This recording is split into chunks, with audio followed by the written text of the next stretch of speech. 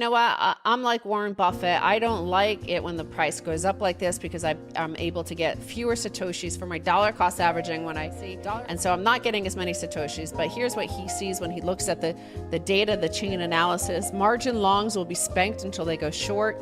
Bullishness was way overheated. Exchange flows are neutral. Spot sellers are matched with buyers. Fundamentals are great. The next few weeks, ? A great time to scoop cheap coins for 2021. He also noticed on chain as well that the last phase of the run to all-time high resistance was marked by small buyers, a class inrush of noob FOMO. That was in 2017. That said, the rate of those new users coming last week was the highest we have seen in this bull cycle, right up there with 2017 mania levels. So, we've been talking about this here on Orange Pill Podcast.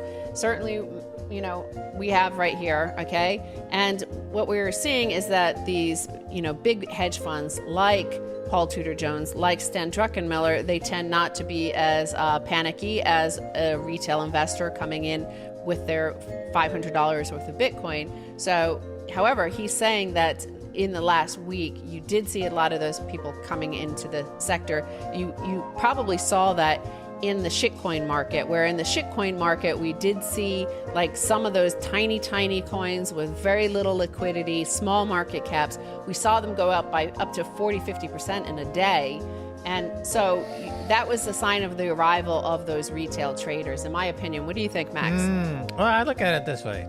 Let's say you had a stock and the stock was trading at 19.5. And you look at it the next day, 2 days later, and it's trading at 17.5. Okay, what would be your reaction? Your reaction would be like, oh, okay, geez, that's not terribly interesting. And that's exactly what we saw. Bitcoin went from 19,500 to 17,500. Now it's pushing 18,000 again. On a percentage basis, it's the exact same thing. It's meaningless. If you saw this on a $17, $18, $19 stock, you wouldn't think twice about it. There's nothing to think about it, really. It's a complete nothing burger, considering it's made the move from $1 to 18,000, heading to 100,000. We want volatility. Here's a point that I think gets overlooked. In exchange for volatility, we have unconfiscatable, censorship-proof hard money. So there's a trade-off. You could have Bitcoin could be right there at $1,000 of Bitcoin for 30 years and not move. And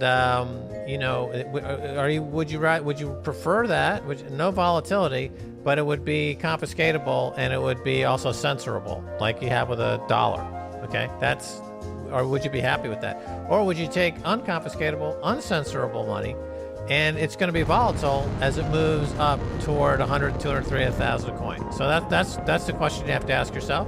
You can't have zero volatility and unconfiscatable, uncensorable money. Never going to happen. So if you that's it. So it's nothing.